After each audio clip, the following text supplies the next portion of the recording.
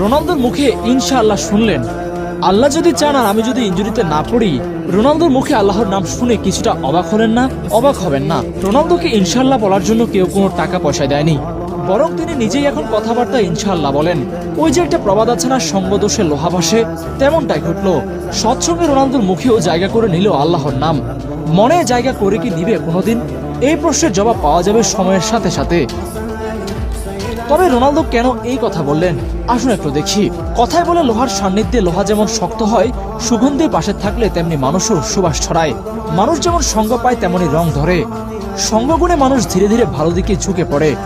আর রোনালদোর মুখে ইনশাআল্লাহ শোনাও ঠিক সে কথাই প্রমাণ। গ্লোব সকার অ্যাওয়ার্ডস 2025 ছিল পর্তুগাল টিমের জন্য স্মরণীয় একটি রাত।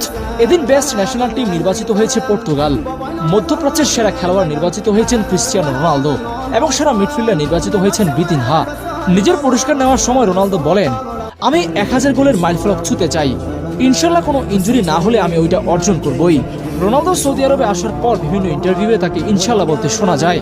এছাড়া হরহামেশা সোশ্যাল মিডিয়াতে রোনালদোর সৌদি জীবনের কিছু ভিডিওতে দেখা যায় সে সবাইকে সালাম দিচ্ছে, এমনকি আজানের সময় ট্রেনিং করতে সতীর্থদের বিরত রাখছেন। এছাড়া সৌদিতে থাকার কারণে মাঠে মাঝে মাঝে মোনাজাত ধরতেও দেখা যায় তাকে। সৌদিতে আসার পর ইসলাম ধর্মের কিছু মূল বিষয়কে নিজের মাঝে যুক্ত করেছেন রোনালদো। এখন তিনি যে ইন্টারভিউয়ে বারবার ইনশাআল্লাহ বলেন, এটা কেউ তাকে শেখায়নি, এটা এসেছে পরিবেশ থেকে। কারণ ভালো মানুষের সঙ্গ সুন্দর সংস্কৃতির কাছাকাছি থাকলে ভাষাও বদলায়, ভাবনাও বদলায়।